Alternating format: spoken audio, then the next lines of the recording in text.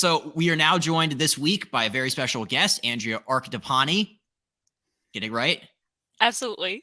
Okay, absolutely. She runs the Scout Girl Report blog, is an incredible Twitter follow if you're into baseball and analytics and breakdowns and analysis. It's really, really cool to have you on here. So thanks for hopping on the Breaking Bats pod. How are you? I'm good. How are you? Thank you so much for having me on. I'm so excited. Absolutely. So I've been reading the blog. I've been checking out your player breakdowns. Like I said, the way I discovered the Scout Girl Report blog was through Kyle Stowers' breakdown that you did, I guess, a couple of days ago now. But ever since then, I was just like, this is some of the most like well thought out, thorough like analysis I've ever seen. And we'll get into all that stuff. But your background, let's go back and let's talk just like baseball fandom. Tampa Bay, is that who your allegiances lie with? Yes, born and raised a Tampa Bay fan when I was very little, so before I could make any decisions on my own. My older cousin told me it would be boring to root for the Yankees. I'm from New York, so that was like the go-to team. But we ended up picking the last place team in the division, which was the Devil Rays at the time. So he taught me all the players, he would quiz me and stuff, and then we kind of I grew up watching it with him and just learning about baseball through that. That is a fascinating way to discover baseball. Just saying who's in fifth place, who's going to lose 106 games. Tampa Bay Devil. We're not even the Rays, so this runs a long way back. Yes, it does. And you stuck with them. Absolutely. Well, okay, to his credit, he told me to do that in 2007. So in 2008, they made the World Series, and I was like, oh my God, like this is amazing. I thought that was going to happen every year.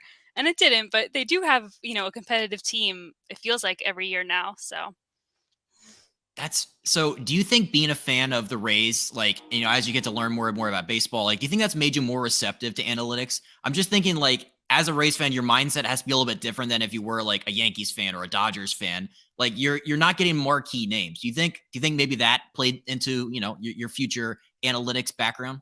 yeah, I think it definitely did because like I would get frustrated when they would trade like James Shields or Chris Archer. Like that would be, super annoying. Like they were my favorite players and then all of a sudden they're gone and here you get like a whole crew of no names essentially. But then they all ended up doing well. So honestly, it just made me want to like as soon as they would make a move, look into that player, see what they like about him, and then it just kind of happened naturally, like learning about the analytics and all that stuff. Absolutely. Yeah. And I am assuming like being a fan of like prospect lists is another thing too, where it's like, I did this for the Orioles for so many years where it's like, I'm just putting my hopes and my dreams on guys like in the top 10 of MLB pipeline. And I feel like when you're a Rays fan, the prospects, they have a never ending supply of them. And that's got to be fun just keeping track of like, all right, who's this 21-year-old they drafted out of Clemson going to be? Absolutely, it is. And like, especially their pitchers always turn out to be incredible. So, I mean, going back, like Brent Honeywell was my favorite prospect for a while. Like, unfortunately, he had some injuries that kind of threw him off course. But him, Joe Ryan, Tyler Glass now, obviously, like they just take these guys and they turn them into something amazing. So it is worth, reading the top 30 for them. We interrupt this episode to bring you a word from our friends at Som Sleep. Are you having trouble getting enough sleep at night? Because Som Sleep has you covered. The scientifically advanced Som snack includes ingredients that are naturally found in your body like GABA, magnesium, and melatonin. Sleep is the best form of recovery and has helped people everywhere take their games to the next level. It's simple. All you have to do is drink one serving 30 minutes before bed and your body will naturally calm itself down. Wake up feeling refreshed and ready to conquer your day. Go to getsom.com, click shop, and enter the code BATS, B-A-T-S, at checkout for 10% off of your entire order. Now back to the episode. Yeah, there's especially, so we talk a lot about on this podcast through guests that we've had on, like the 2020 Rays alt site. Do you remember that the COVID year and just seeing like, I mean, their list of, and even in AAA now, it feels like Durham is like a big league team, but like, do you enjoy seeing like guys like, that come through the Rays and they get developed and then they just turn into like stars? Like you think back to like that 2020, it's like, if you look at that roster, it's insane. It's incredible. Yeah, I mean, that's a great feeling. Even if they're not with the team anymore and they're succeeding somewhere else, like that's still a win for the Rays, really, because they get the credit and that player just got a better opportunity somewhere else. So I think it's a win-win. They need to do like a 30 for 30 on that Port Charlotte Rays alt site, just because like the stories you hear of guys going crazy and it's just with like Nathaniel Lowe and Josh Lowe going at it and like practice every day. It's like that had to be a sight to be seen. But To go back to you though for a second, how did so you grew up a Rays fan, a lot of success, a lot of analytics involved. How did you kind of parlay all of that into a blog and 12,000 Twitter followers? Sure. So I went to college at Northeastern University in Boston, and while I was there, like they have this program called the COA program, where you could intern for 6 months at like a place that's relative to your major, kind of. I was a civil engineering major, but at the time, the Rays were like trying to move forward with their new ballpark proposal. So I ended up writing them a letter, and long story short, I worked there for 6 months, and that was my first exposure to just like a front office. So I learned about like the business side primarily because that was where I was. But I made some friends in baseball operations there, and that was the first time I saw like a career in that field. So after I finished that, I went back to school. I graduated, and I started working as an engineer. And then I missed baseball. I mean, there was always a part of me that like wanted to give that a shot. So I figured just for fun after work, I would like blog, I would write about my favorite players and all that stuff. And it took a little while, but I made a video about Ryan Yarborough's arbitration case. He lost when he was first time eligible for arbitration. And that video did really well. Like John Boy retweeted it, a few others. It was really popular, and that's how I started gaining like a lot of followers. And from there, I was just posting analytics breakdowns, like player breakdowns, team analytics, things like that. Wow. That's so cool to hear that like you turn this like passion because that's what baseball is for me. Like I don't at the end of the day like the thing that I'm most passionate about is like watching, following along. Like baseball is like it's the best for people that like enjoy like the analytics, the deeper side of it, right? Because it's like, do you ever just get lost in like fan graphs and baseball reference? Just like I feel like you can go on a wormhole of team to player like baseball reference for like 6 hours at a time. Absolutely. Baseball Savant is a big one for me too. And now Pitcher List. Like their website is unbelievable. They have so many stats on there. I don't know if you've seen it yet, but it's worth I gotta checking out. gotta add it to the rotation. Um, I love that. So I did want to touch on so working for the Yankees in 2022. What was that whole experience like? Oh, it was amazing. It was amazing. I worked from January to January, and throughout the year, I got exposure to a lot of different areas. I started out doing some work on some arbitration negotiations that they were doing at the time. I helped with a lot of player evaluation, like helping identify targets in different leagues, a lot of prospect evaluation, and then I also helped with like regular season advanced scouting and same thing for the playoffs. So it was a really great year. I got exposed to a lot of different things. I feel like I learned a lot. Wow. So I'm not a Yankees fan, admittedly, but my favorite story from the Yankees last year was Matt Carpenter. Just like the whole like getting cut by Texas as like AAA team and then coming to New York and batting like over 300 and getting a new contract with the Padres this offseason. Like, did you like predict that like or did any you think anybody could have predicted that Matt Carpenter would have been like one of their like go-to guys, especially when Judge got hurt there down the end? This is my opinion only. I think that I certainly wasn't expecting it. I thought he would be like a pinch hitter every so often, but he was unbelievable, and he really made a big impact on the club. So I'm happy he was with us for that time. Now I think he's on the Padres. Mhm. Yep. The only thing I wasn't crazy about was when he was playing the outfield, but it ended up being not so big a deal. So So the Yankees have like an older team, but like there's a lot of power, not a lot of contact, and I feel like that's kind of like a theme throughout baseball. I like you look around and like I saw Jeff McNeil, who won like the batting title, gets like 4 for 50 and for a contract this offseason. The Twins traded the AL batting champ. Like, do you think just as a whole, speaking in generalities, like contact is not valued in today's game? uh, I see what you're saying. Like I don't think that contact hitters get as much money in free agency.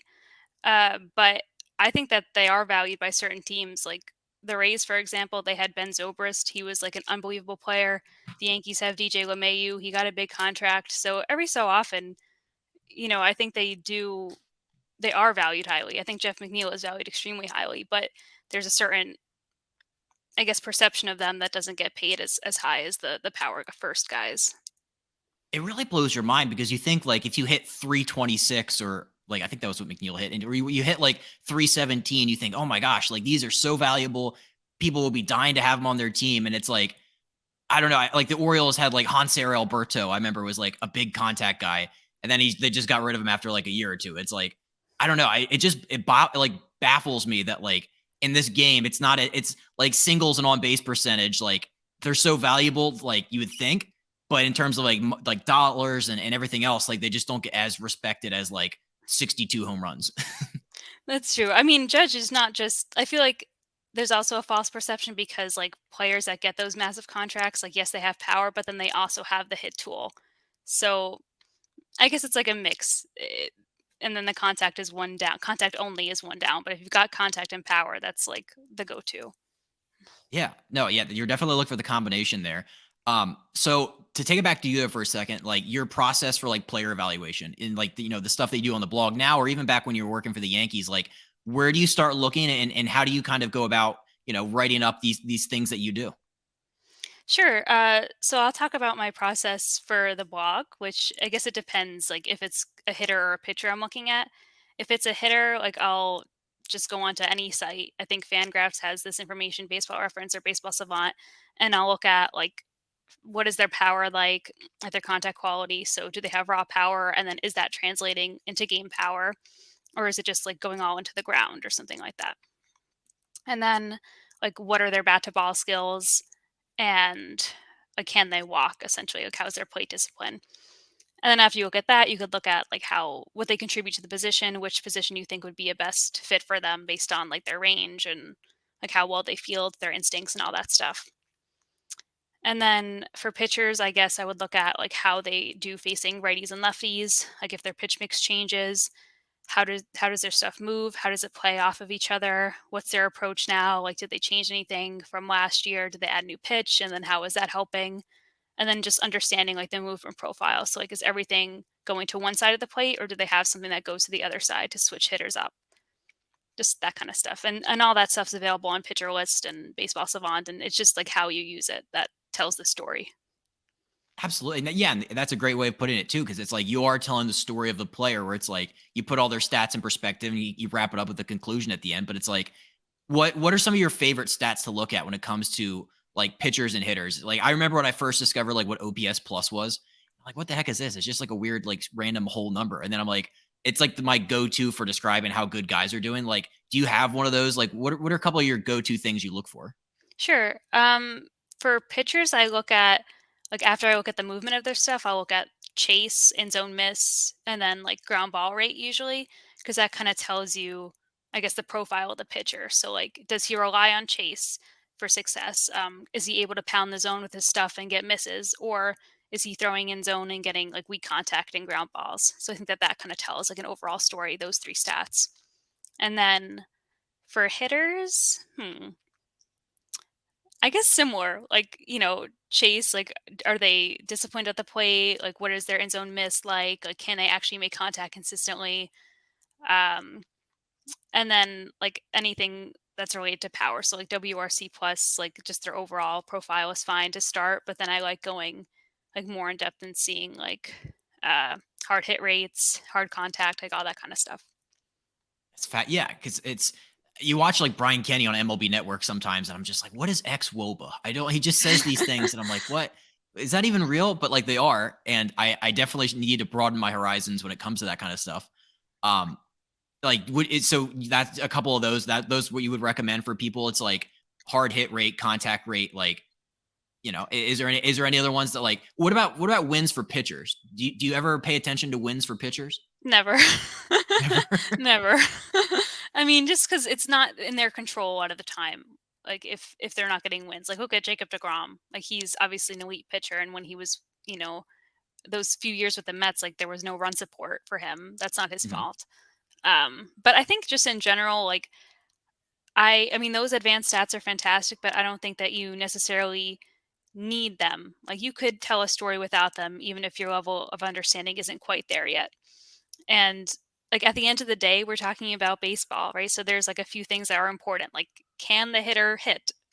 Like, and does he hit well? Like, it's funny, but it's also like that's like really the basis of what we're looking at. Like, can the pitcher Yeah. like get swings and misses? Can he get contact that isn't a home run? So, I mean, anything that tells you that story is a valuable stat, whether it's xWOBA or strikeout rate. It could be anything. What does XWOBA stand for again? It's expected weighted on base average. Oh, god, okay. Yeah, it's just it's fun to say. That's the only reason why I it stuck in my brain. It's like XWOBA. Okay. Uh, to go back to wins for a second, I like wins only when I'm like trying to paint like a really fast, like quick analysis. Like, all right, 15 wins, good. 4 wins, bad. I Like, mean, if he's got 15 wins, he's probably good. That's a safe bet. yeah, exactly. So that's the only time like it really it's like shorthand. It's like annotations. It's like, if you have 20 wins, that means did something right. But if you're like the Orioles when I was growing up, there's a lot of guys with 18 losses. So Mm. bad. Mm. Fair enough. Um so you mentioned that you made a video about was it Ryan Yarborough's arbitration case? Yes, Um and more recently, I so did Bo Bichette's last week, I think. Can you explain the arbitration process to me? The only thing here's okay, so here's what I know about arbitration is that the player has a number, the team has a number, and then the team always tries to make it seem like the player's number is incorrect and that he's worth less money. And players generally don't love that. What's like the a brief what's the shorthand like Cliff Notes version of like the arbitration process and maybe even some of the work that you've done around that? Sure. Well, you pretty much got it. But there's a negotiating period in which, like, the team and the player will try to decide on a salary for the following season, and they do that based on the player's previous year, the platform year, as they call it, and his career. And if they can't decide on a number by like a certain arbitrary deadline, then they schedule a trial. And when they go to trial, the team submits a number and the player submits a number, and then they both give their case, and then the panel will pick one of the numbers. They can't pick in between. And then that's all based on like very basic stats. So nothing, no XWOBA.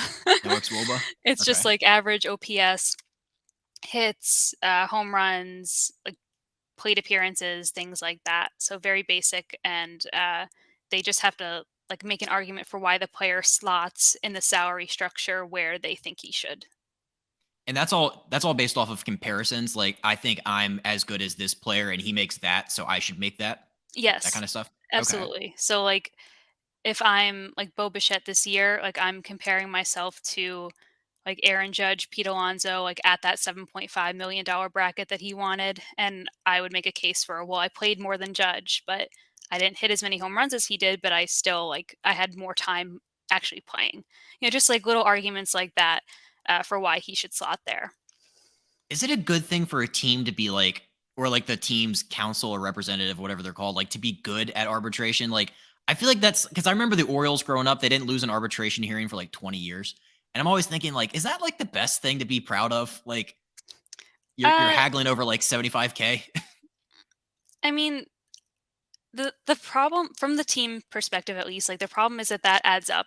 So like if a player is first time eligible for arbitration and they're arguing for a number that's well above what the team thinks they should earn, and let's say they win that. So let's say this is, I don't know, your first time in arbitration and you want $9 million, and the team's saying no, you should only get six. And let's say you win.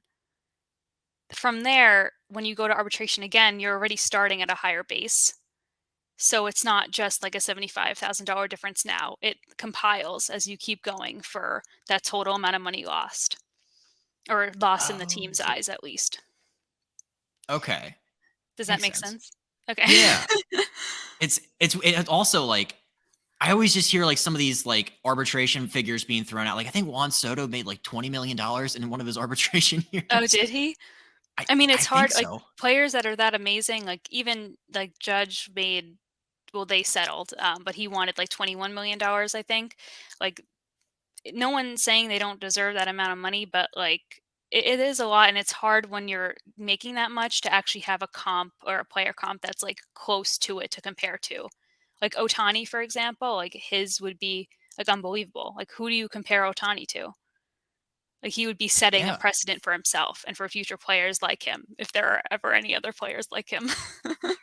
Yeah, a two-way just elite at everything guy. Yeah, Yeah. that's this is fast. And yeah, you're right. You always hear that the team avoided arbitration with, so that just means that like they obviously didn't go to like the settlement hearing or whatever. They just decided, hey, we'll figure out what we're gonna do outside of that. Yeah, exactly. So, like, when they negotiate and, like, let's say they are in mutual agreement, like, okay, I'm fine with making $6 million next year, and the team's fine with paying them that, then that's it. They avoided arbitration and they're settled.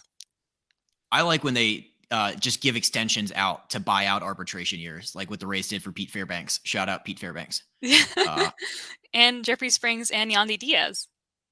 they were very active in not going to arbitration and just giving out extensions. Did that make you happy seeing that?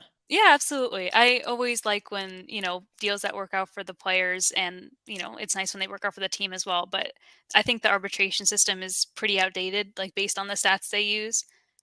So, I'm happy when the players succeed. It's crazy because like I feel like there's some teams that a big thing on this podcast is what we love that what the Atlanta Braves do, and that like they give out like 8 or 10 year contracts to their guys like in their first year, so they don't even go through the arbitration process. It's like Michael Harris, here's 8 for 82 or whatever he got. Like, do you think that like that's an outlier in terms of like teams being that willing to just like here's all these extensions, or like do you have a take on like I feel like there's some teams that don't do it at all, and then you have the Atlanta Braves that just all they do is give out 10 years. I think it's from the team side, I think it's fantastic to give out extensions if the player is a great player. Like Acuna, Albies, Spencer Strider, Harris, like these are like top tier players. So to sign them to an extension is essentially like a very team friendly deal because you know that they're going to be successful throughout their time, barring an injury or anything like that.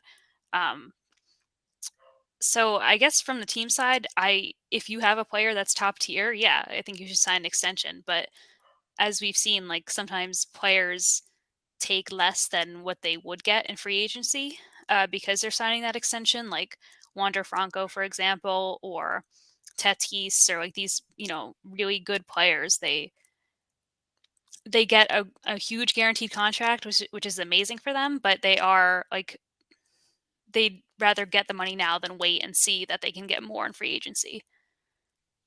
The flip side for that is always like when the Phillies gave Scott Kingery like $50 million. Like I Yeah. feel like there's Yes. always there's two sides to every coin where it's like it could Yeah. turn out to be like the best deal ever.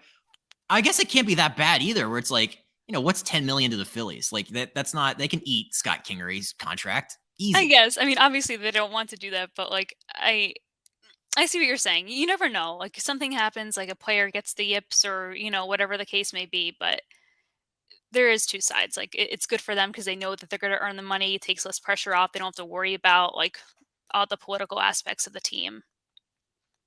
Yeah, it's a very fascinating process that plays out, which is so cool that you do breakdowns of this. Which I love reading about that stuff. Like I said, like the first thing I watched of yours was like the breakdown of Kyle Stowers, who for 99.9% of baseball fans, they have no idea who that is. But that is kind of like the fun part of baseball, where it's like you get to tell the stories of guys that aren't like household names. Like, what are some things that what are things that you look for when you want to do a breakdown of that type? And is just like telling the stories of non-household names something that you really enjoy? It absolutely is something I enjoy because, like you said, like we're both very passionate about baseball. So like I love going through and finding like under the radar players, and anyone can turn on any MLB Network and hear about like Soto, Judge, Tatis, like any of these big name guys. So I guess my idea was to try to pick out guys that are also very good, but just not being talked about by most of the media. So, I mean, they're fun to find because I go through the rosters. Like, you see, wow, like who is this guy? But he's got amazing power and he's got an amazing hit tool and all this stuff. But then, being able to share that with everyone is really cool as well because I think it brings like a lot of attention to those players. So, who are some people that have caught your eye in doing that kind of research, like you mentioned? Uh, sure. Let's see. I have a little list. um, Well, if you want to talk about the Orioles, I know I did Kyle Stowers on the video, but I think Gunnar Henderson is really, really good. I'm so excited to watch him this year. He's got really good power, uh, elite hard hit rates. The only thing with him is like he hits too many ground balls. But not a huge deal right now. He's got great plate discipline and he's above average defensively at third base. I think he's better suited for third than shortstop in my opinion, but he's fine playing shortstop if he puts up those kinds of numbers at the plate. So I really like him. Do you like Henderson? I'm sure you I do. love Gunner. Yeah, I mean like he just flies around the bases, and you're right. Putting guys like him at third base, I don't think will be any problem at all. because you could probably age and you get to keep Mateo at shortstop. So it's like the Orioles infield, they almost have too many good guys. And then you throw in Adam Frazier and Mountcastle at first. Like the Orioles might have one of the best under the radar infields. If you get a full season of Gunnar, Mateo will steal 45, 50 bags, it feels like. So it's like, and friend of the podcast, Adam Frazier playing second. I love the Orioles infield so much, actually. I'm happy to hear that. I mean, they have a lot of under the radar guys I think that people are sleeping on just because they don't know their names. I mean, I don't think DL Hall is a small name, but I would bet that a lot of more casual fans don't know who that is, but he is like an unbelievable pitcher. I think he should have a shot at the rotation, but I don't think he will starting the year at least. Some issues with control, but he's got a really good four seam, really good slider. I mean, he gets a lot of chase, so I would be super excited to see him play this year again. But I like that. I want to give you one that maybe, this could be a future. I feel like he's more of a household name, but Corbin Carroll from the Diamondbacks. He uh, okay, I hold think on. he's like the number 2 overall prospect right now. He has the record for sprint speed. I think it's like 30.7 feet per second. It's faster than Trey Turner. It's Wow, faster than really? Mateo. Yeah. Uh, Whoa. and he's like my favorite player because he's like 5'10", 160. And like if you look at his jersey, it just like swallows his arms because he didn't really have arms, but he still hits 30 home runs. Oh So my gosh. Okay, he's not on their 40 man, right? Or is he? he played like 30 games last year. I think he's on the 40 man. Um, he's the real deal. Oh, So yeah, yeah, I yeah, I found him. I love him. highly recommend. I love him. I found my notes on him. He's got Oh, unbelievable power. Yeah, I really like his power. Great hard hit rates. His hit tool, I don't think as developed, but he's a really good fielder as well. Did he play center field last year? He yep. did? Okay. Okay. I need to watch him play center. I'm on the fence about that, but from your watching him, was he good? Yeah. I mean, the speed just plays in every aspect of his game. Like beating out a ball to first base, like run it, getting the gaps, getting the balls in the gaps. Like I'm gonna watch Diamondbacks games, and that's not a sentence that I think I've ever said. Um, I I mean, would, they've got, they're not that bad. They're not good. No offense to them, but they're not that bad. Like they have some good names. Like they've got Marte. They just traded for Moreno, Corbin Carroll, as you mentioned, and I like their pitchers too, Gallen and Kelly. So yeah, they've got some pretty good names here. it's gonna be a fun year. I don't think anybody expected them to win 74 games. That was like if you had to rank, like it was like the Orioles were like the biggest surprise in baseball, but a quiet number 2 is like Arizona going from 52 wins to 74. Nobody talks about that. No, they don't. But I'll probably watch them too because Um, they've got Longoria, and as a Rays fan, that's yes. like that's the way to go. So to kind of jump ahead though, I saw like I love power rankings. I love lists of any kind. Anything like that's why Bleacher Report has done so well for so long. Cause it's like people just debating lists. Uh, I don't want to go like line by line, but I saw you had the Twins as your number 5 team, and I'm just I'm just curious. Okay. I'll give you the platform if you want it, but what do you like about the Twins? Sure. I guess a caveat, I just want to say first that like this list was not supposed to be reflective of like these are the teams I think are going to make the playoffs, like in this order, which is why I have the Phillies super low. But it was more so like which 40-man roster do I like the best, and just an order of that, like regardless of their division and where I think that they'll end up in the playoffs. And then also like I didn't want to just regurgitate like the standings from last year. So I figured I would take some like creative guesses, especially like with the season this year being like every team's going to face every other team, like not the typical like outlook. I don't think anyone could really predict what happens. But all I know is that I think the Twins have a good roster. I think their team is well rounded. I think their rotation is good. They've got a strong offense.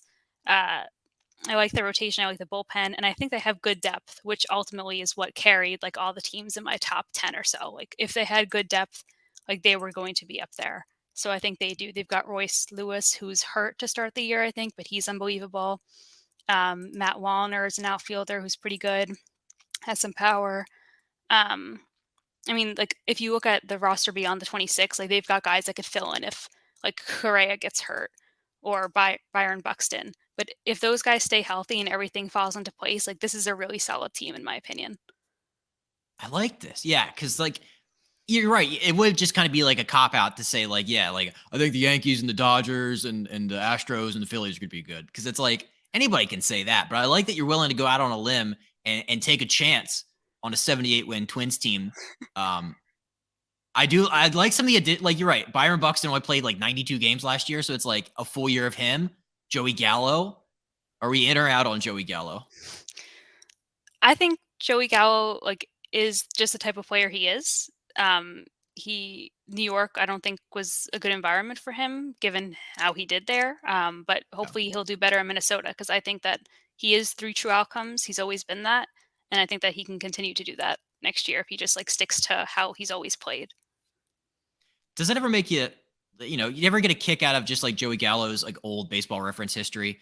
We've talked about this on here a little bit, where it's like one year he had 40 homers or 41 homers and 80 RBIs. It's just like he doesn't. It's either a solo home run, a walk, or a strikeout.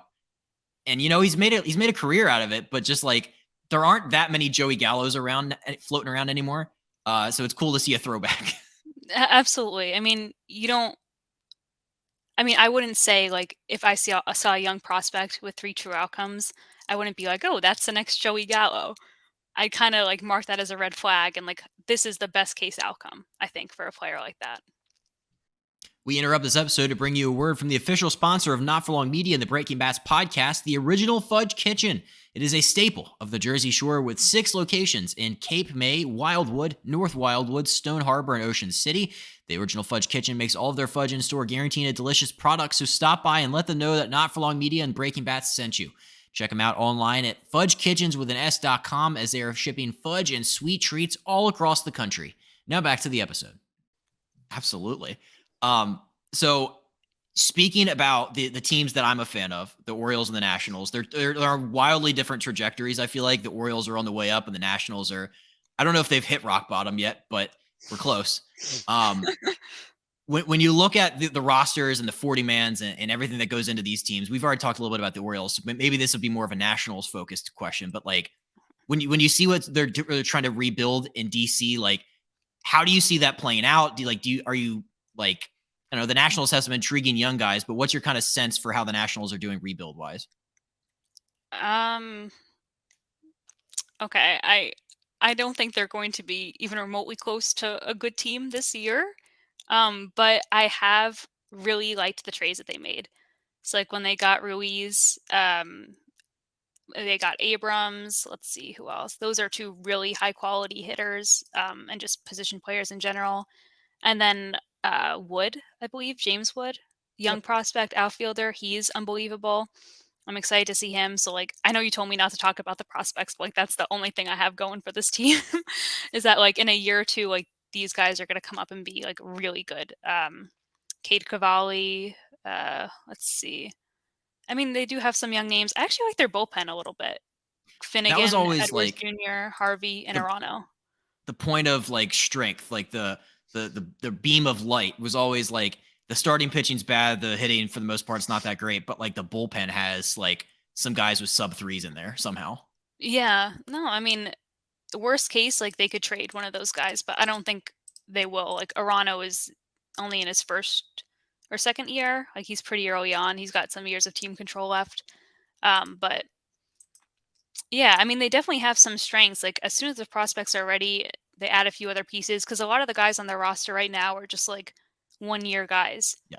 Um, which is not. I mean, that's the way to do it if you're rebuilding. Like you're not going to sign someone to a major extension.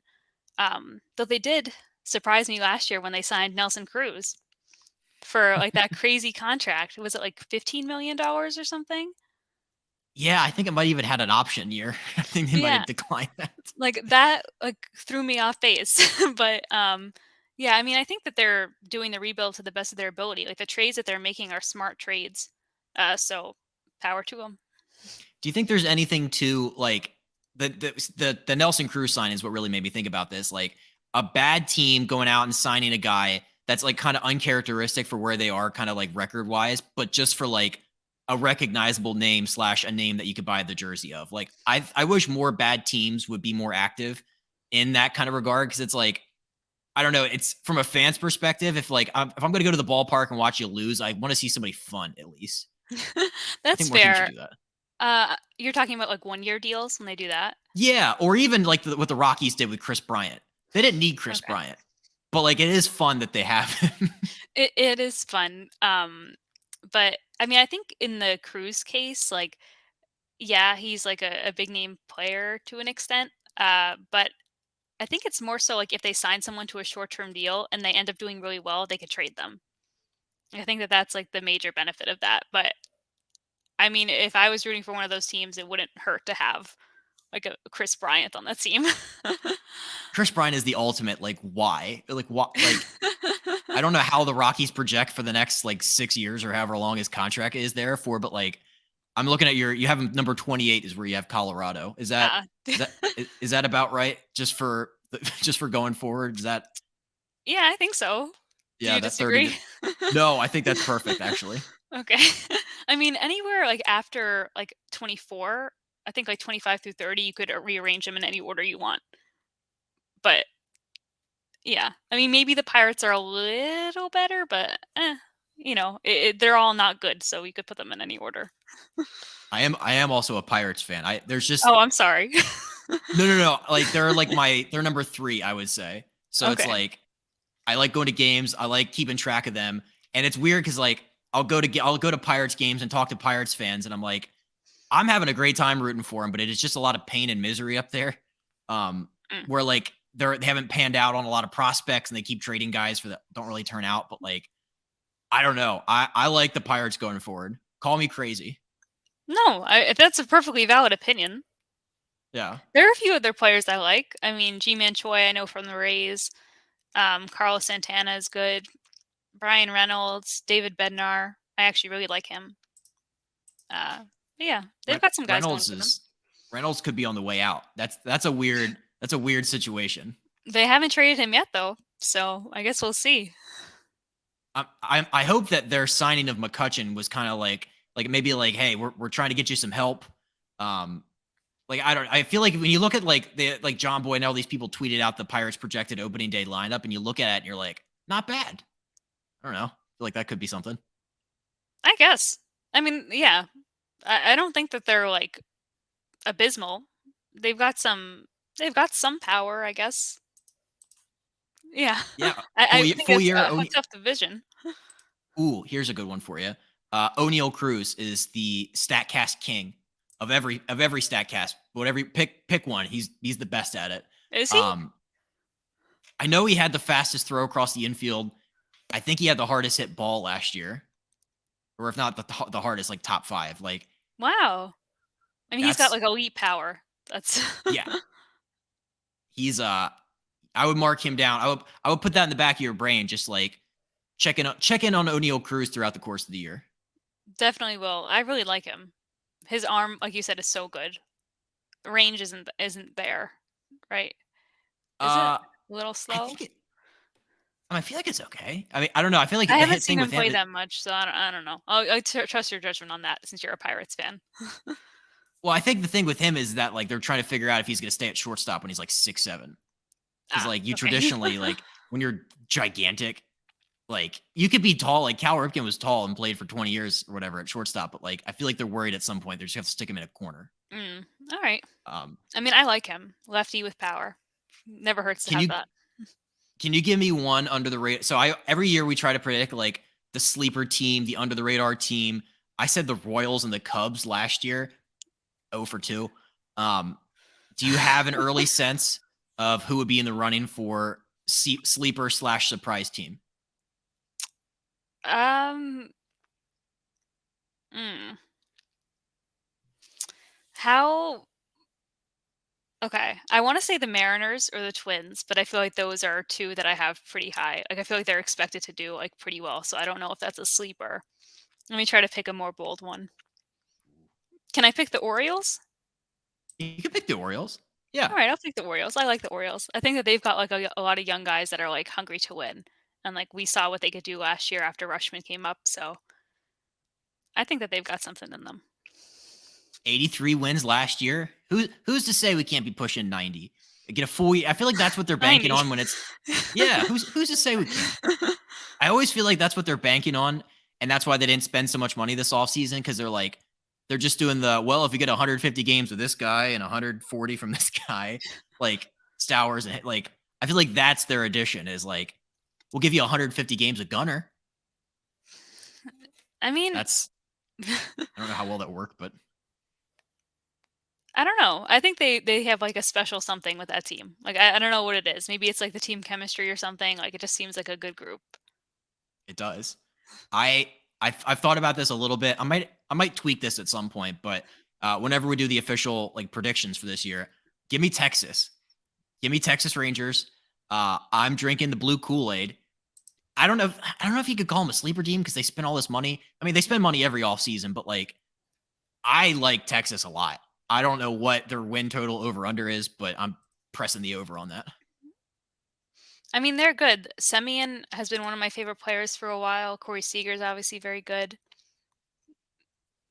I have them fourth in that division, and I think I'm going to stand by that. Do you? Oh, you have it listed out. Who do you have in front of them? I think. Oh, I have the Astros, the Mariners, and the Angels in front of them in that Ooh, division. Do you okay. disagree? Would you put them above the Angels? Oh, absolutely. Yeah. Oh, wow. Okay. Okay. Interesting. I I mean, that's in. I think they're it's interesting you similar. have them. I don't know what are you banking on for LA? Like just Trout and Trout and Mike Trout and Mike Trout and Otani.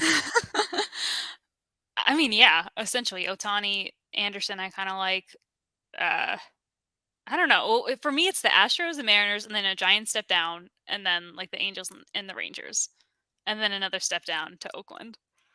So I could see an argument for Texas being ahead of the Angels, but I don't know. I can't change my mind now. This is how I had it when I had my Ooh. first instinct. No, I like it. Make it take it, stick to it. I've been squatting on a few takes for a while.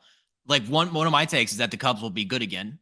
Um, I I don't know. It's just like one of my best friends is a Cubs fan, so him and I are just like he's got me up to date on like Cubs top prospects now. So we're a Matt Mervis podcast. We're also a Pete Crow Armstrong podcast. But like Okay.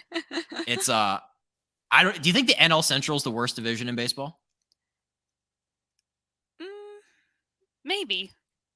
I mean, Cincinnati and Pittsburgh. That's tough. Right? Yeah. Yeah. It's always like the NL Central winner has like 88 wins. Yeah. I mean, the Cardinals and the Brewers have good teams. I don't hate them. They're pretty good. But yeah, it's tough to be a top tier division with two teams like that in it. I think. Ooh, what about the AL Central? I feel like that might. It's not the worst, but like it's the most uninspiring. That's maybe the word I would use. Okay. I think that the NL Central was worse than this, than the Royals and Tigers. I think the Reds and the Pirates are both worse in both of those teams. There should be like a Sports Center, not top 10, but just like yeah, it should just be the worst, most bland, boring teams. Because I Why would do you put. think they're boring? I don't know. I've never had fun watching two teams from the AL Central play each other. I'll say that. I've Interesting. never like Okay. I've never watched MLB Network. Like they'll always have like the Tigers and the White Sox on. I'll be like, I'm not can't sit through that. I don't What know. about Twins Guardians? I mean, the Guardians are fun ish, but like there's not a lot. Like so, I think I had the White Sox winning the World. No, I had them going to the World Series last year, and I think I might have picked them back to back years to be my World Series for the AL, and they've let me down, as Okay. they probably did a lot of people.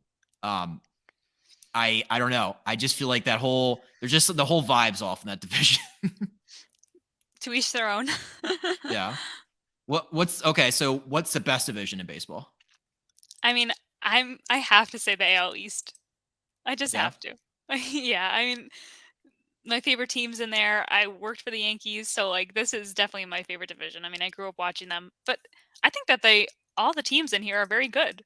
Like even Boston, like obviously like they've gotten a lot of bad media, but I genuinely do not know how this team is going to perform. Like they've got some really good hitters, they've got some like pitchers that could go either way. They've got some like interesting pitchers like Whitlock and Hauk. So I think there's something brewing there that's not going to make them like boring to watch per se.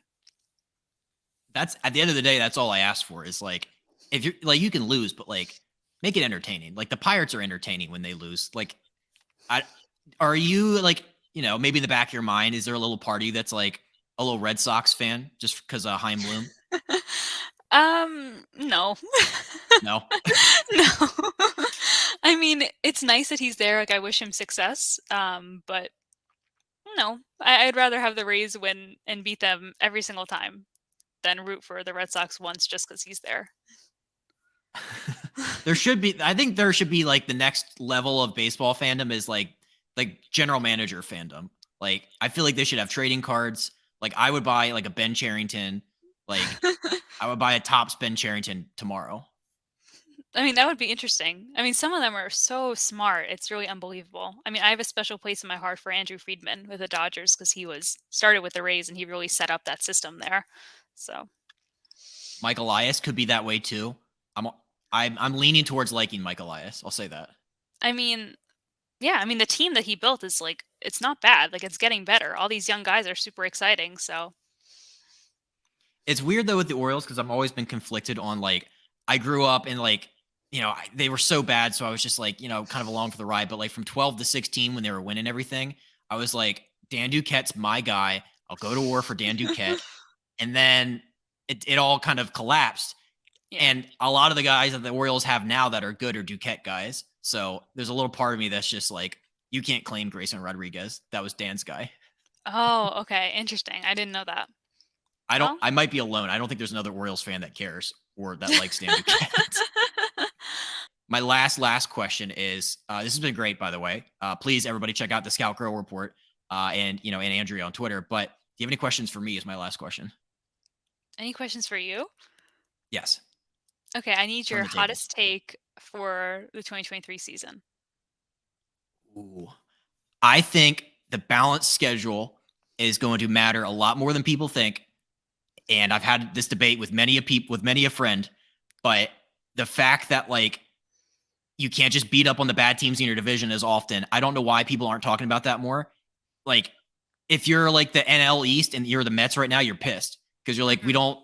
we want to play the Nationals and the Marlins, but Yes. like, I don't know why. Like, why do you think maybe it's just not like, it's not like a fun like thing to talk about. I don't know, but balanced schedule will be a big deal.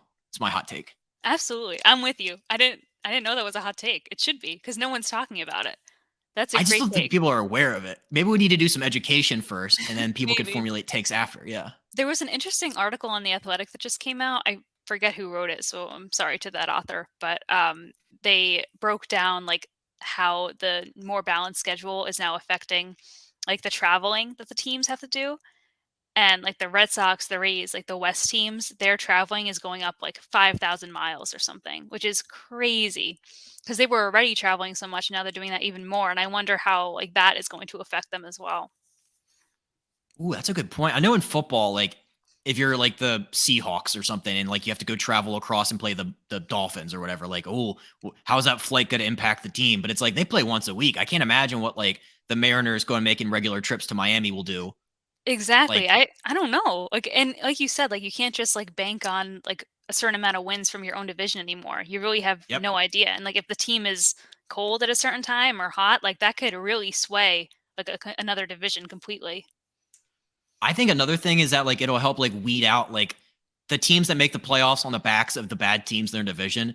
Because I want to say it was 2021 that Tampa beat the Orioles 18 out of 19 times, where like the Phillies Mhm. beat up the Nationals every single time they played. So it's like that's kind of not fair. So this year, like the 2023 World Series champ onward will be like the better, like the best of the best. If that makes any sense. Absolutely. Yeah. Who do you think it's That's gonna how be? that so wasn't fair. Tampa beating the Orioles every time. That's a sore Ooh. spot for me. It's like every time. It's like really. It's like the Nationals and the Marlins just got demolished by every team in that division.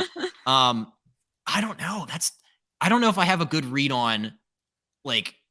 Okay, so I mean, I'm looking at like the best teams in baseball right now. I don't know. I like LA obviously, but everybody likes LA. I don't know. Like, do you have that planned out? Do you have the foresight to go into November of 2023 right now? No, but I'm struggling to see how it's gonna be someone other than the Astros, unless someone just gets really hot in September and October. Like, I think the Well, Astros are, like, unbelievable, that team. well, they lost. They lost Verlander. I don't know. I could see, although they do. who's their next hottest pitching prospect that they have? Is it Oh, like something Hunter Brown? Hunter Brown? Yeah, Yeah, yeah. He's supposed to be really good. And by the way, their rotation is fine still. Valdez, Javier, McCullers, Garcia, and Urquidy. fair. Like, I don't that's know. a I really always good just like rotation. I just like to hang my hat on like, well, Verlander's not there, so it's like, how good could they be? I think San Diego will make a good run this year. We're big Yeah. Padres people on this podcast. There's a lot Oh, of are you? San Diego. I don't know what the San Diegoans, San Diegites. I don't know. There's a lot of those people that listen to this. Um, Maybe we should just do like, what do you like about the Padres? This will satisfy them. Well, I mean, their offense is unbelievable. But the issue is they have too many. Like, they have too many position players. Like, there's not room to do anything with them. Like, one thing I was looking at the other day was, okay, when Tatis comes back, like, let's say he plays outfield, like left field somewhere, because Bogarts is that short.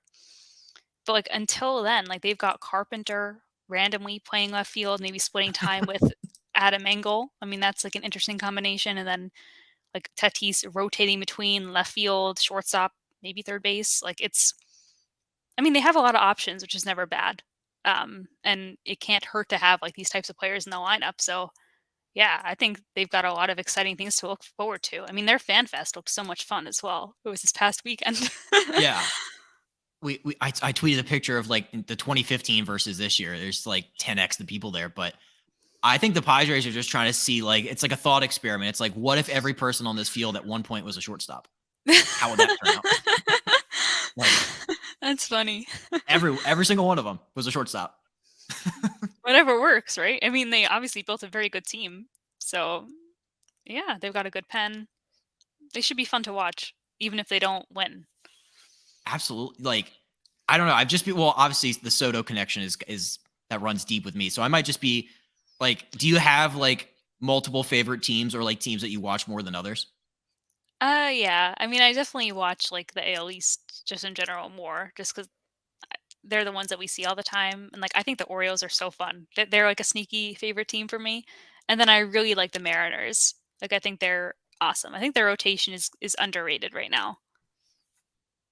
I like that. I like that a lot. I was rooting for them really hard this past ALDS, I guess. I couldn't will them to any single victories. Did you watch the 18 inning Mariners Astros game? Honestly, no, I was working. Oh, Sorry. what a game you missed. What a Yeah. game. I think it still might be going if you yeah. The whole playoffs and like September is a blur. I don't remember anything from that time. Wow. That's a, dang. Yeah, the I don't know, there's just something fun about Seattle and being back in the playoffs. So I hope I'm looking at their team now. I like a lot of these guys. No, this has been great. Thank you so much for coming on. Um, can you plug your socials? Is it all what is it at for everybody to follow? Is it at Scout Girl Report for every one of them? Yes, for every single social, it's at Scout Girl Okay. Report. Yeah, That makes it easier because I it feel like does. it's like we're breaking bats pod and we're like, okay, we finally got that on all of them. But Perfect. no, this has been great. Please, everybody, check out the blog. Follow her on Twitter. It's amazing Twitter follow, just racking up the views and the retweets on there all the time. So keep doing what you're doing, and we'll have to have you back on again sometime. Thank you so much. This was so much fun. Thanks for having me on.